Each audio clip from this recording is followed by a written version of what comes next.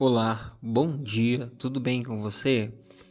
Eu queria trazer um texto da palavra do Senhor que está lá no livro, se encontra no livro de Lucas, capítulo 5, versículo 5. A história narra a resposta, que Simão Pedro deu a Jesus. Diz assim o texto: Mestre, trabalhamos a noite toda e não pegamos nada, porém, por tua palavra lançarei a rede. Vou repetir novamente. Mestre, trabalhamos a noite toda e não pegamos nada, porém, por tua palavra lançarei a rede. Esse versículo, ele destaca profundamente a obediência que Pedro tinha à autoridade de Jesus. Isso mesmo.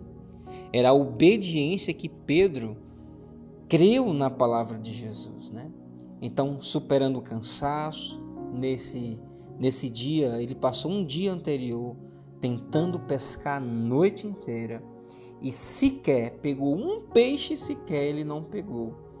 Mas é tão tremendo a palavra do Senhor que disse a história que diante de um ato de fé, houve uma grande pescaria. Então, fala aqui no texto que eles passaram a noite inteira e não pescaram exatamente nada. Mas ele diz, mas pela tua palavra eu lançarei a rede. Sabe, aqui existem pontos chaves desta explicação que eu queria compartilhar com você. A primeira dela é o reconhecimento da autoridade, ou seja, Pedro, naquele momento, ele chama Jesus, diz mestre, ou seja, o rabi, no hebraico.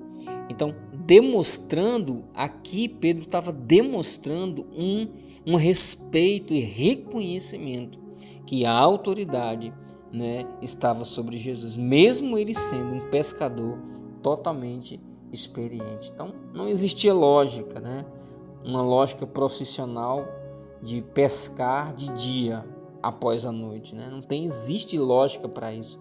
As águas profundas eram inúteis naquele momento, mas mesmo assim Pedro lançou a palavra. E quando ele diz por tua palavra, é uma palavra-chave para o milagre. Não foi uma técnica de um pescador, não foi as experiências que ele tinha de mar, não, mas foi a obediência e a instrução de Jesus. A minha pergunta fica para reflexão nessa manhã.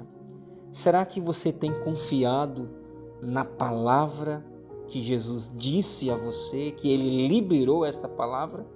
Porque para Pedro, ali foi uma chave para um grande milagre, para uma grande pesca.